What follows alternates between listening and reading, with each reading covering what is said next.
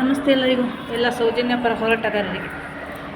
ನೀವು ನನ್ನನ್ನು ಟಾರ್ಗೆಟ್ ಮಾಡೋದನ್ನು ಬಿಟ್ಟಿಲ್ಲ, ನಾನು ಬಿಡುವುದಿಲ್ಲ. ಹೀಗೆ ಮುಂದುವರಿಯುತ್ತದೆ. ಫೆಬ್ರವರಿ 6ಕ್ಕೆ ನನ್ನ ಮತ್ತು ಪ್ರಶಾಂತ್ ನಡುವೆ ಇರೋ ಇಶ್ಯೂ ರಿಸಾಲ್ವ್ ಆಯಿತು ಅಂತ ಪ್ರಶ್ನಾಕ ಕ್ಲಾರಿಫಿಕೇಷನ್ ಕೊಟ್ಟ ಮೇಲೆ ಮತ್ತೆ ನನ್ನ ಕಂಪನಿ ಹೆಸರಿಡ್ಕೊಂಡು ಟಾರ್ಗೆಟ್ ಮಾಡಿ ಫೇಸ್ಬುಕ್ ಪೇಜಲ್ಲಿ ಪೋಸ್ಟ್ ಮಾಡೋ ನಿಮ್ಮ ಹವ್ಯಾಸ ಬಿಡುವವರೆಗೆ ನಾನು ಬಿಡಲ್ಲ. ಈಗ ನನಗೆ ನನ್ನ ಡ್ಯೂಟಿ ಮುಗಿಸಿ ನಾನು ಈ ವಿಡಿಯೋ ಮಾಡ್ತಾಯಿದ್ದೀನಿ. 4 ಗಂಟೆಗೆ ನನ್ನ ಡ್ಯೂಟಿ ಮುಗೀತು. ಸ್ವಲ್ಪ ಫ್ರೆಶ್ ಆಗಿ ಈ ವಿಡಿಯೋ ಮಾಡ್ತಾಯಿದ್ದೀನಿ. ಈಗ ನನಗೆ ಪೊಲೀಸ್ ಸ್ಟೇಷನಿಂದ ಕರೆ ಬಂತು, ಅಲ್ಲಿ ಹೋಗಬೇಕು. ಅದು ಸ್ವಲ್ಪ ಪ್ರೊಸೀಜರ್ ಬಾಕಿ ಇದೆ. ಅದೇ ಥರ ಈ ಪೇಜ್ಗಳಿದ್ದಾರಲ್ಲ, ನನ್ನ ಬಗ್ಗೆ ಪೋಸ್ಟ್ ಹಾಕುವ ಪೇಜ್ಗಳು, ಅನ್ಯಾಯದ ವಿರುದ್ಧ ಹೋರಾಟ. ಇದು ರಿಪೋರ್ಟ್ ಆಗಲಿಕ್ಕೆ ನಿನ್ನೆ ಹೋಗಲಿಕ್ಕೆ ಆಗಲಿಲ್ಲ ಕೆಲವೊಂದು ಇಶ್ಯೂಸಿಂದ. ಅದೀಗ ರಿಪೋರ್ಟ್ ಆಗುತ್ತೆ ಸೈಬರ್ ಕ್ರೈಮಿಗೆ. ಯಾಕಂದರೆ ನನ್ನ ಕಂಪನಿಯವರಿಗೆ ವಿಷಯ ತಿಳಿಸಿದ್ದೀನಿ. ಅವರ ಕಡೆಯಿಂದಲೂ ಒಂದು ಆ್ಯಕ್ಷನ್ ತಗೋತದೆ ಆ ಪೇಜಿಂದ. ನಾನು ಕ್ಲಿಯರಾಗಿ ಹೇಳಿದ್ದೀನಿ, ನನಗೆ ಕಮೆಂಟ್ ಹಾಕುವ ಅದರಲ್ಲಿ ವೀರೇಂದ್ರ ಹೆಗಡೆಗೂ ನನ್ನ ಕಂಪನಿಗೂ ಸಂಬಂಧ ಇಲ್ಲ. ಅದರ ಡಾಕ್ಯುಮೆಂಟ್ ಪ್ರಸನ್ನಕ್ಕನ ಕಡೆ ಇದೆಯಲ್ಲ, AID ಸುರೇಶ್ ಶೆಟ್ಟಿ ಕಡೆ ಇದೆಯಲ್ಲ, ಇದೇ ಶ್ರೀನಾಥ ಶೆಟ್ಟಿ ಕಡೆ ಒಂದು ಡಾಕ್ಯುಮೆಂಟ್ಸ್ ಇದೆಯಲ್ಲ, ಅದು ನೀನು ಎಲ್ಲಿಂದ ಕಲೆಕ್ಟ್ ಮಾಡಿದ್ದಿ, ಹೇಗೆ ಕಲೆಕ್ಟ್ ಮಾಡಿದ್ದಿ ಅಂತ ಗೊತ್ತು. ನನ್ನ ಕಂಪನಿಯವರಿಗೆ ನೀನು ಅಪ್ರೋಚ್ ಆಗಿದ್ದು ಗೊತ್ತು. ದೊಡ್ಡ ಕಂಪನಿ ಇದು ಶ್ರೀನಾಥ ಶೆಟ್ಟಿ. ನಿಂತರ ಮುಂಬೈಲಿರುವ ಇದೆಲ್ಲ ರೆಡ್ ಏರಿಯಾ ಅಲ್ಲ, ನಿನ್ನ ಬಾರು ಅಲ್ಲ ಇದು, ನಿನ್ನ ಚಿಕ್ಕ ಇದು ಹೋಟೆಲು ಅಲ್ಲ, ಇದು ಕಂಪನಿ. ನಾನು ಅರ್ಥ ಮಾಡ್ಕೊ, ಆ ಕಂಪನಿ ಬಗ್ಗೆ ಸರ್ಚ್ ಮಾಡು ನೀನು, ಆಯಿತಾ? ಇದೆಲ್ಲ ಡೀಟೇಲ್ಸು ನಮಗೆ ಗೊತ್ತಿದೆ. ಪೊಲೀಸರಲ್ಲೂ ಡೀಟೇಲಾಗಿ ಡಿಸ್ಕಷನ್ ಆಗಿದೆ, ಎಲ್ಲ ರೀತಿಯಲ್ಲಿದೆ. ಇನ್ನು ನೀನು ನನಗೆ ಮಾಡಿದ ಕಮೆಂಟ್ಗಳು, ಅಸಭ್ಯ ಶಬ್ದಗಳು, ವಾಯ್ಸ್ ರೆಕಾರ್ಡ್ಗಳು ಮಹಿಳಾ ಆಯೋಗದ ಅಧ್ಯಕ್ಷೆ ನಾಗಲಕ್ಷ್ಮಿ ಚೌಧರಿ ಅವರಿಗೆ ಹೋಗಿದೆ. ನನ್ನ ಹಿಂದೆ ಯಾರಾದರೂ ಆಟ ಆಡ್ತಾರೆ, ನನಗೆ ಯಾರ್ದು ಸಪೋರ್ಟ್ ಇಲ್ಲ. ನನಗೆ ಬೇಕಾದಷ್ಟು ಕಾಂಟ್ಯಾಕ್ಟ್ ಇದೆ, ಕರ್ನಾಟಕದಲ್ಲಿದೆ, ಕೇರಳದಲ್ಲೂ ಇದೆ, ಎಲ್ಲ ಕಡೆ ಆಗುತ್ತೆ. ನಂದು ಒಂದೇ ಟಾರ್ಗೆಟು, ಈ ಶ್ರೀನಾಥ ಶೆಟ್ಟಿಯನ್ನು ಅರೆಸ್ಟ್ ಮಾಡಿಸೋದು, ಲೈಫ್ ಲಾಂಗ್ ಲಾಕ್ ಮಾಡೋದನ್ನು. ಒಂದು ಹೆಣ್ಣಿನ ಬಗ್ಗೆ ಅವನು ಮಾತಾಡೋದನ್ನು, ಅಸಭ್ಯ ವರ್ಡನ್ನು ಬಿಡಲೇಬೇಕು. ಈಗ ನನ್ನ ಅಡ್ರೆಸ್ ಕೇಳಿ ಹುಡುಕ್ತಾ ಇದ್ದಾರಂತೆ. BTM ಅಲ್ಲಿ ನನ್ನ ಆಫೀಸ್ ಇದೆನೋ, ಬಾ BTM ಕುವೆಂಪು ನಗರ ಬಸ್ ಸ್ಟ್ಯಾಂಡಿಗೆ ಕಾಲ್ ಮಾಡು, ನನಗೆ ಕಾಲ್ ಮಾಡು, ಕರ್ಕೊಂಡು ಬರ್ತೀನಿ, ನಿಮಗೆ ಒಳ್ಳೆ ಊಟ ಎಲ್ಲ ಕೊಡಿಸ್ತೀನಿ ನಾನು, ಆಯಿತಾ? ನಾನು ಹೇಳ್ತಾ ಇದ್ದೀನಲ್ಲ ಓಪನ್ ಆಗಿ ಎಲ್ಲಿರ್ತೀನಿ ಅಂತ. ಮನೆಗೆ ಬರ್ತೀನಿ, ರೂಪೇನಾಗ್ರಹಾರ ಬಸ್ ಸ್ಟಾಪಿಗೆ ಬಾ, ಅಲ್ಲಿ ಇಳಿದು ಬೊಮ್ಮನಹಳ್ಳಿ ಪೊಲೀಸ್ ಸ್ಟೇಷನ್ ಕಡೆ ಬಾ, ಸ್ವಲ್ಪ ಮೇಲೆ NGR ಲೇಔಟ್ ಇದೆ, ಅಲ್ಲಿ 17th ಕ್ರಾಸಿಗೆ ಬಾ. ಅಲ್ಲಿ ನನ್ನ ಹೆಸರು ಹೇಳಿದರೆ ಯಾರು ಹೇಳ್ತಾರೆ, ಆಯಿತಾ? ಎಲ್ಲ ಪರಿಚಯ ಇದೆ, ಸೂಪರ್ ಮಾರ್ಕೆಟ್ ಇದೆ, ಅಲ್ಲಿ ಒಂದು ಎಲ್ಲ ಇದೆ. ಅಡ್ರೆಸ್ ಬೇಕಾದರೆ ನೀನು ವಿಜಯನಾರಾಯ ಅಂತ ಕೇಳು. ಅವಳಿಗೆ ನಾನು ಗ್ರೂಪಲ್ಲಿ ಹಾಕಿದ್ದೀನಲ್ಲ, ನಾನು ಲೊಕೇಶನ್, ಅಡ್ರೆಸ್ಸು, ಮನೆಯದೆಲ್ಲ ಇದು ಲೊಕೇಶನ್ ಹಾಕಿದ್ದೇನಲ್ಲ ಮ್ಯಾಪಲ್ಲಿ. ಇನ್ಯಾಕೆ ನೀನು ಅವರಿವರ ಕಾಲು ಬೀಳ್ತೀಯಾ ನನ್ನ ಅಡ್ರೆಸ್ ಇಟ್ಕೊಂಡು? 4 FIR ಮಾಡಿಸ್ತಾನಂತೆ ಅಣ್ಣ ಬೋಂಡು ನನ್ನ ಮೇಲೆ, ಬೊಂಬೈಯಲ್ಲಿ ಶೆಟ್ರು ಕಳ್ಳರು ಅಂತ ಹೇಳಿದ್ದಾನಂತ. ನಾನು ಇನ್ನು ಕಳ್ಳ ಬುದ್ಧಿ ತೋರಿಸಿದ್ಯಲ್ಲ. ಇನ್ನೊಬ್ಬ ಇದ್ದಾನಲ್ಲ ಗುಳ್ಳೆನರಿ ಹರಿಣಾಕ್ಷ ಶೆಟ್ಟಿ, ನಿಮಗೆ ಸಪೋರ್ಟ್ ಮಾಡುವ. ವಿಜಯನಾರವ್ಯ ಹೇಳಲ್ಲ ನಾನು, ಎಲ್ಲರದ್ದು ಮಾತು ಬರ್ತಾಯಿದೆ ನನಗೆ, ಗೊತ್ತಾಯ್ತಾ? ಇವತ್ತು ನನ್ನ ಆ್ಯಕ್ಟಿವಿಟಿ ನಾನು ಪ್ರತಿಯೊಂದನ್ನು ಹೇಳ್ತೀನಿ. ಒಬ್ಬರು ಮೇಡಮ್ ಕಮೆಂಟ್ ಹಾಕಿದ್ರು, you are so disturbed by the comments ಅಂತ. Yes, I am disturbed, I am disturbing everyone. ಮತ್ತು ಪ್ರಶಾಂತ್ ಅವರ ವಿಚಾರ ಏನು ಮಾಡ್ತೀರಾ ಅಂತ, for every reason, for every problems, ಈಗ ಆಗ್ತಿರುವ ಘಟನೆಗಳಿಗೂ ಕಾರಣ ಇನ್ನೂ ಪ್ರಶಾಂತೇ ಕಾರಣ. Source of the issue is Prashanth. Is not opening up. ಅವರು ಬಾಯಿ ಮುಚ್ಚಿ ಅವನು ನನ್ನ ನಂಬರನ್ನು, ನಾನು ಅವರಿಗೆ ತುಂಬ ನಂಬರಿಂದ ಕಾಂಟ್ಯಾಕ್ಟ್ ಮಾಡಿದ್ದೆ. ಅದರಲ್ಲಿ ಒಬ್ಬರು ನಮ್ಮ ಊರಿನವರು, ನನ್ನ ಆಫೀಸಲ್ಲಿರುವವರೇ. ಅವರಿಗೆ ಆ್ಯಕ್ಚುಲಿ ಗೊತ್ತಿರಲಿಲ್ಲ. ಅವರು ನನಗೆ ಮೊಬೈಲ್ ಕೊಟ್ಟರು. ಪ್ರಶಾಂತಿಗೆ ನಾನು ಸಾಧಾರಣ ಒಂದು 100-150 ನಂಬರಿಂದ ಕಾಲ್ ಮಾಡಿಸ್ತೀನಿ, ಗ್ರೂಪಿಗೆಲ್ಲ ಹಾಕಿ, ಯಾರಿಗೂ ಆನ್ಸರ್ ಮಾಡಿಲ್ಲ. ಪ್ರಶಾಂತ್ ಎಷ್ಟು ಕ್ಲೆವರ್ ಅಂದರೆ, ಅದರಿಂದ ಒಂದು ನಂಬರ್ ಇಟ್ಕೊಂಡು ಅವರು ಶೆಟ್ರು, ಊರಿನವರು, ಕಾರ್ಕಳದವರು, ಶ್ರೀನಾಥ್ ಶೆಟ್ಟಿಗೆ ಕೊಟ್ಟಿದ್ದಾರೆ. ಆ ವ್ಯಕ್ತಿಗೆ ತುಂಬ ಕರೆಗಳು ಬಂದಿದೆ. ಅವರಿಗೆ ನಾನು ವಿಷಯ ಮೊದಲೇ ಹೇಳಿದ್ದೆ, ಅವರಷ್ಟು ಇಂಟ್ರೆಸ್ಟ್ ತೋರಿಸಿಲ್ಲ. ನಾನು ಅವರಲ್ಲಿ ತುಂಬ ಸಲ ವ್ಯವಹಾರ ಎಲ್ಲ ಮಾಡಿ, ನನಗೆ ನನ್ನ ಮನೆ ಓಪನಿಂಗ್ಗೆ ಕ್ಯಾಟ್ರಿಂಗ್ ಮಾಡಿದೆಲ್ಲ ಅವರೇ. ನನಗೆ ಊರಿನವರಾದ ಕಾರಣ ತುಂಬ ಕ್ಲೋಸ್ ಇದ್ದಾರೆ. ಅವರ ಮೊಬೈಲಿಂದಲೂ ಮಾಡಿದ್ದೇನೆ. ಬಟ್ ಪ್ರಶಾಂತ್ ಎಲ್ಲರ ನಂಬರ್ ಬ್ಲಾಕ್ ಮಾಡಿ ಇವರ ನಂಬರನ್ನು ಅಣ್ಣ ಬಂಡಿ ಕೊಟ್ಟಿದ್ದಾರೆ. ಇದು ಪ್ರಶಾಂತ್, ಇದು ಓವರ್ ಆ್ಯಕ್ಟಿಂಗ್ ಅಲ್ವಾ, ಓವರ್ ಸ್ಮಾರ್ಟ್ನೆಸ್ ಅಲ್ವಾ? ಪ್ರಶಾಂತನ್ನು ನಾನು ಬಿಡ್ತೀನಾ? ಪ್ರಶಾಂತ್ ಮನೆ ಹುಡ್ಕೊಂಡೋದೆ. ಪ್ರಶಾಂತ್ ಹೇಳ್ತಾನೆ, ನಂದು ಆ ಮನೆ ಅಲ್ಲ, ಇನ್ನೊಂದು ಮನೆ ಇದೆ.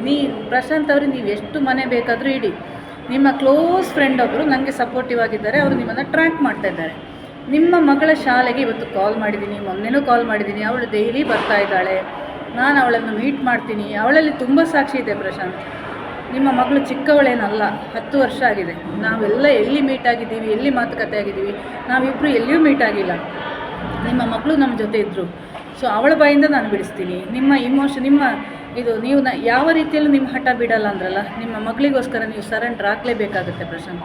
ನೆಕ್ಸ್ಟು ನಿಮ್ಮ ಹೆಂಡ್ತಿದು, ನಾನು ವೈಯಕ್ತಿಕ ವಿಚಾರ ಮಾತಾಡೋದಲ್ಲ, ನಿಮ್ಮ ಹೆಂಡ್ತಿದು ಆಫೀಸ್ ಎಲ್ಲಿದೆ, ಸೈಬರ್ ಕಟ್ಟಲ್ಲಿ ಆಫೀಸು, ನಿಮ್ಮ ಮಾವನ ಕಾಂಟ್ಯಾಕ್ಟು, ನಿಮ್ಮ ಅಮ್ಮನ ಅಣ್ಣನ ಡೀಟೇಲ್ಸು, ನಿಮ್ಮ ಮನೆ ಮೇಲೆ ಕೇಸ್ ಹಾಕಿದ ಡೀಟೇಲ್ಸು. ನಾನೇನು ಸುಮ್ಮನೆ ಸಾಧಾರಣ ಹುಡುಗಿ ಅಂತ ಅಂದ್ಕೊಂಡ್ರ ಪ್ರಶಾಂತ್? ನೀವು ನನ್ನನ್ನು ಕೆಣಕಿದ್ರೆ ನೀವು ಕೆಣಕ್ತಾನೇ ಇದ್ದೀರಿ ಪ್ರಶಾಂತ್. ನಾನು ಬಿಡ್ತಾನೇ ಇಲ್ಲ ಪ್ರಶಾಂತ್. ಇದು ಪ್ರಶಾಂತಿಗೆ ಮಾತ್ರ ಅಲ್ಲ, ಉಳಿದ ಎಲ್ಲ ಹೋರಾಟಗಾರಿಗೂ ಒಂದು ಪಾಠ. ನಾನು 1-2 ವರ್ಷ ಹಿಂದೆ ದೀಪಕ್ ಶೆಟ್ಟಿ ಹಿಂದೆ ಬಿದ್ದಿದ್ದೆ, ಕಂಪ್ಲೇಂಟ್ ಮಾಡಿ ಬಂದಿದ್ದೆ HSR ಸ್ಟೇಷನಲ್ಲಿ. ವೈಯಕ್ತಿಕ ತೇಜಾವಧಿ ದೀಪಕ್ ಶೆಟ್ಟಿನೂ ನನ್ನ ಮೇಲೆ ಮಾಡಿದ್ದಾರೆ, ನಾನು ದೀಪಕ್ ಶೆಟ್ಟಿ ಮೇಲೆ ಮಾಡಿದ್ದೀನಿ. ಅದಕ್ಕೆ ನಾನು ಕೇಸ್ ಮಾಡಿಲ್ಲ. ದೀಪಕ್ ಶೆಟ್ಟಿ ಎಲ್ಲಿ ನನ್ನ ಕಂಪನಿ ಮ್ಯಾನೇಜರ್ ನಂಬರ್ ಹಾಕಿ ಕಂಪನಿ ಫೋಟೋ ಹಾಕಿದ್ರು ಅಲ್ಲಿ ನಾನು ಸ್ಟೇಷನ್ ಮೆಟ್ಲು ಹತ್ತಿದೆ. ತುಂಬ ಕಷ್ಟ ಆಯಿತು ನನಗೆ, FIR ಮಾಡಿಸ್ಲಿಕ್ಕಾಗಲಿಲ್ಲ, NCR ಮಾಡಿತು. ಆಮೇಲೆ ದೀಪಕ್ ನನ್ನ ವಿಷಯಕ್ಕೆ ಬಂದಿಲ್ಲ. ದೀಪಕ್ದು ಒಂದು ಪ್ಲಸ್ ಪಾಯಿಂಟ್ ಅಂದರೆ ನನ್ನನ್ನು ಟಾರ್ಗೆಟ್ ಮಾಡಿದ್ದಾನೆ ಬಿಟ್ಟರೆ ನನ್ನ ಫ್ಯಾಮಿಲಿ ಮೆಂಬರ್ಸ್ ಆಗಲಿ, ಅಕ್ಕ ತಂಗಿಯರನ್ನಾಗಲಿ, ಮಕ್ಕಳನ್ನಾಗಲಿ ಟಾರ್ಗೆಟ್ ಮಾಡಿಲ್ಲ. So I will excuse him, ಆಯಿತಾ? ಮತ್ತು ನನಗೆ ಏನಾದರೂ ಒಂದು ಸಮಸ್ಯೆ ಬಂದಾಗ ನಾನು ಫಸ್ಟ್ ಕಾಂಟ್ಯಾಕ್ಟ್ ಆಗಿದೆ ದೀಪಕನ್ನು. ಅವರು ನನಗೆ ಚೈತ್ರನ ನಂಬರ್ ಕೇಳೋಕ್ಕೆ, ಪ್ರಶಾಂತ್ ಮಿಸ್ಸಸ್ ಇದು, ಅವ್ರು ಗೊತ್ತಿಲ್ಲ ಅಂದರೂ ಕಲೆಕ್ಟ್ ಮಾಡಿ ಕೊಡ್ತೀನಿ ಅಂತ. ಆಮೇಲೆ ನನಗೆ ಅವರು ಬೇಡ, ಯೂಸ್ ಇಲ್ಲ, ನಾನು ಡೀಟೇಲ್ಸ್ ತಗೊಂಡೆ ಅಂತ ಹೇಳಿದೆ. ಅಷ್ಟೇ ಇರೋದು ಕಾಂಟ್ಯಾಕ್ಟ್ ದೀಪಕ್ ಮೇಲೆ, ಬೇರೆ ನಾನು ಯಾವುದೇ ಕಾಂಟ್ಯಾಕ್ಟ್ ಮಾಡಿಲ್ಲ. ವಸಂತ್ ಗಿಳಿಯರಿಗೂ ಒಮ್ಮೆನೋ ಕಾಂಟ್ಯಾಕ್ಟ್ ಮಾಡಿದ್ದೆ, ಶೈಲಜಾ ಅಮರನಾಥ್ ನಿಮ್ಮ ಬಗ್ಗೆ. ಅವರು ಹೇಳಿದರು ಒಂದೇ, ಮೇಡಮ್ ನನಗೆ ಅದರಲ್ಲೆಲ್ಲ ಇಂಟ್ರೆಸ್ಟ್ ಇಲ್ಲ, ನಿಮ್ಮನ್ನು ಟಾರ್ಗೆಟ್ ಮಾಡಿದ್ದಾರೆ ನೋಡಿ ಅಂತ ಹೇಳಿದ್ದಕ್ಕೆ ಇಂಟ್ರೆಸ್ಟ್ ಇಲ್ಲ. ಅವರು ಅಂಥ ವಿಷಯಕ್ಕೆ ತಲೆ ಕೆಡಿಸ್ಕೋರು ಅಲ್ಲ ಈ ಶೈಲಜಾ ಅಮರನಾಥ್. ಅವಳೇನೋ ಬಾಯಿ ಮುಚ್ಕೊಂಡು ಸುಮ್ಮನೆ ಕೂತ್ಕೊಂಡಿದ್ದಾಳೆ. ಸೊ ವಿಷಯ ಇದು ಮುಂದುವರಿತದೆ. ನನಗೆ ಈಗ ಸ್ಟೇಷನ್ಗೆ ಹೋಗಲಿಕ್ಕಿದೆ, ಏಗೇನು HSR ಸ್ಟೇಷನ್ಗೆ ಹೋಗಲಿಕ್ಕಿದೆ. ಕಾಲ್ ಮಾಡಿದ್ದಾರೆ. ಕೆಲವೊಂದು ಪೋಸ್ಟ್ಗಳಿದೆ ನನ್ನದು ಫೇಸ್ಬುಕ್ಕಲ್ಲಿ. ಇನ್ನು ಇವತ್ತಿನ ಟಾರ್ಗೆಟ್ ಅನ್ಯಾಯದ ವಿರುದ್ಧ ಹೋರಾಟ ಎಂಬ ಪೇಜು. ಮತ್ತು ಪ್ರಶಾಂತ್ ಅವರ ನಂದು ಯುದ್ಧ ಮುಂದುವರಿತಾನೆ ಇದೆ. ಆ ವ್ಯಕ್ತಿ ಎಲ್ಲಿ ನನಗೆ ಅವನು ಕ್ಲಾರಿಫಿಕೇಷನ್ ಕೊಟ್ಟ ವೀಡಿಯೋವನ್ನು ಡಿಲೀಟ್ ಮಾಡೋದಿಲ್ವೋ, ಮತ್ತು ನನ್ನಲ್ಲಿ ಪರ್ಸ್ನಲಾಗಿ ಅವ್ರು ಮಾತಾಡಿ ಜಗತ್ತಿನ ಎದುರು ತಪ್ಪು ಒಪ್ಕೊಳ್ಳೋದು ಬೇಡ. ಅವರು ನೀವು ನನಗೆ ಕೊಟ್ಟ ದುಡ್ಡು ಕೇಸ್ಗೆ ಯೂಸ್ ಮಾಡಿದ್ದೀನಿ ಅಷ್ಟನ್ನು ಬಾಯಿ ಬಿಟ್ಟು ಹೇಳೋದಿಲ್ವೋ ಅಲ್ಲಿವರೆಗೆ ಈ ಅಟ್ಯಾಕ್ ಮುಂದುವರಿತದೆ. ಮತ್ತು ಇವತ್ತಿನಿಂದ ಸಾಧ್ಯ ಆದರೆ ಡೈಲಿ ಒಂದೊಂದು ಎಪಿಸೋಡ್ ಹಾಕ್ತೀನಿ ನಾನು. ಅಸಲಿ ಹೋರಾಟಗಾರರ ನಕಲಿ ಮುಖಗಳು ಅಂತ ದಾಖಲೆ ಕಲೆಕ್ಟ್ ಮಾಡ್ತಾಯಿದ್ದೀನಿ. ಸೌಜನ್ಯ ಎಂಬ ಹೆಸರು ಹೇಳಿ ಯಾರೆಲ್ಲ ದುಡ್ಡು ಮಾಡಿದಾರೋ ಅವರೆಲ್ಲ ಶಿಕ್ಷೆ ಅನುಭವಿಸಲೇಬೇಕು. ಸದ್ಯಕ್ಕೆ ನೀವು ಸೌಜನ್ಯ ವಿಚಾರ ಮಾತಾಡಲ್ವ ಅಂತ ಹೇಳಿದ್ರೆ ಮಾತಾಡ್ತೀನಿ ಇಂಡಿವಿಜುವಲ್ ಆಗಿ, ಬಟ್ ಲೀಗಲ್ ಟರ್ಮ್ಸಲ್ಲಿ ಮಾತ್ರ ಮಾತಾಡ್ತೀನಿ. ಅಗತ್ಯ ಇಲ್ಲ, ಅದು ಸುಪ್ರೀಂ ಕೋರ್ಟಲ್ಲಿದೆ. ಸೊ ಅವರ ಅಡ್ವೊಕೇಟಿಂದ ಕ್ಲಾರಿಫಿಕೇಷನ್ ತೊಗೊಂಡು ಮಾತಾಡ್ತೀನಿ. ಮತ್ತು ಇನ್ನೊಂದು ವಿಚಾರ ಅಂದರೆ, ಗಿರೀಶ್ ಮಟ್ಟಣ್ಣನವರ ವಿಚಾರ ಹೇಳಿದರು. ನನಗಿದೊಂದು ದೊಡ್ಡ ಕ್ವಶನ್ ಮಾರ್ಕ್. ಯಾಕಂದ್ರೆ ನನ್ನನ್ನು ಬ್ಲಾಕ್ ಮಾಡಿಸಿದ್ದಾರೆ ಅನಿಸ್ತದೆ ಅವರು, ಗಿರೀಶ್ ಮಟ್ಟಣ್ಣವರು. ನಿನ್ನೆ ಸಂಚಾರಿ ಪರ ದೊಡ್ಡ ಮಾತಾಡ್ತಿದ್ರು. ತಪ್ಪು ಗಿರೀಶ್ ಮಟ್ಟಣ್ಣನವರೇ. ನಾನು ಒಂದೇ ಕೇಳೋದು ಗಿರೀಶ್ ಮಟ್ಟಣ್ಣನವರಿಗೆ, ಗಿರೀಶ್ ಮಟ್ಟಣ್ಣನವರೇ ನೀವೊಂದು ಲೀಗಲ್ ಟೀಮ್ ಇದೆ ಅಂತ ಹೇಳಿದೆ ಈ ಹಿಂದೆ ವಿಡಿಯೋದಲ್ಲಿ. ನಾನು ಕೇಳ್ತಾ ಇದ್ದೀನಿ ಆ ಲೀಗಲ್ ಟೀಮ್ ಎಲ್ಲಿದೆ ಅಂತ.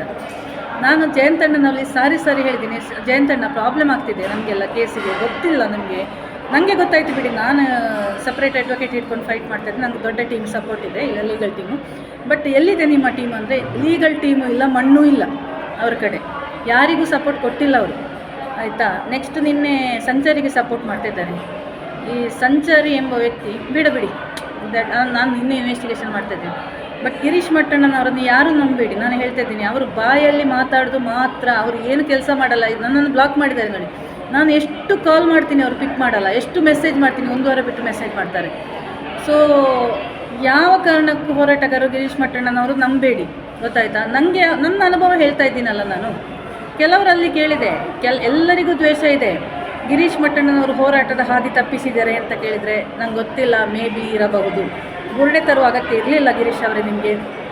ಸೌಜನ್ಯ ಹೋರಾಟ ಒಂದು ಸತ್ಯದ ರೀತಿಯಲ್ಲಿ ಸಾಗ್ತಾ ಇತ್ತು, ಅದಕ್ಕೊಂದು ಅರ್ಥನೂ ಇತ್ತು, ಅದು ಕಾನೂನಾತ್ಮಕವಾಗಿ ಮುಂದುವರಿತಿತ್ತು. ಆ ಮಿಡ್ಲಲ್ಲಿ ವಿಠಲ್ ಗೌಡ್ರನ್ನು ಕರ್ಕೊಂಬಂದು ಬುರುಡೆ ತಗೊಂಬಂದು ಸುಜಾತಾ ಭಟ್ಟನ್ನು ಅದನ್ನು ಇನ್ವಾಲ್ವ್ ಮಾಡಿದ್ದು ದೊಡ್ಡ ತಪ್ಪು. ನೀವು ಆ ಮಹಿಳೆ, ನಿನ್ನೇನು ಅವರ ಜೊತೆ ಇದ್ದೆ ನಾನು, ತುಂಬ ಹೊತ್ತು ಮಾತಾಡಿ ಬಂದೆ. ಎಷ್ಟು ನೊಂದಿದ್ದಾರೆ ಗೊತ್ತಾ ಮಹಿಳೆ. ಅವರ ಹಿಂದೆ ಮುಂದೆ ನೀವು ಸ್ವಲ್ಪ ನೋಡಬೇಕಿತ್ತು ಗಿರೀಶ್ ಅವರೇ. ಯಾರೂ ಇಲ್ಲ ಅವರಿಗೆ, ಫ್ಯಾಮಿಲಿ ಇಲ್ಲ, ಅವ್ರ ಜೊತೆಗಿದ್ದವರು ರಂಗಪ್ರಸಾದ್ ಅವರು ಇಲ್ಲ, ಅವ್ರದ್ದು ಡೆತ್ ಆಗಿದೆ, ಮಕ್ಕಳಿಲ್ಲ ಅವ್ರ ಜೊತೆ. ಒಂಟಿ ಹೆಂಗಸು, 62 ವರ್ಷದ ಹೆಂಗಸು, ಎಷ್ಟು ಅನುಭವಿಸ್ತಾರೆ ಜೀವನದಲ್ಲಿ. ಅವರ ಕಥೆಯನ್ನೆಲ್ಲ ನಿಮಗೆ ಹೇಳಿದ್ದಾರೆ ತಾನೇ ಅವರು. ನಾನು ನಂಬಿದ್ದೇನೆ. ನೀವು ಅವರನ್ನು ಹೇಗೆಲ್ಲ ಚಿತ್ರೀಕರಿಸಿದ್ರಿ ನೀವು. ಸೊ ಇದಕ್ಕೆಲ್ಲ ನೀವು ಉತ್ತರ ಕೊಡಬೇಕಾಗುತ್ತೆ ಗಿರೀಶ್ ಅವರೇ. ಮಟ್ಟಣ್ಣನವರೇ, ನಿಮಗೆ ನಾನು ಇನ್ನೊಂದು, ನನಗೆ ತುಂಬ ದಾಖಲೆಗಳು ನಾನು ಕಲೆಕ್ಟ್ ಮಾಡ್ತಾಯಿದ್ದೀನಿ. ಸೊ ನೀವು ಸೌಜನ್ಯ ವಿಚಾರಕ್ಕೆ ಬಂದಿದ್ದು ಸತ್ಯ,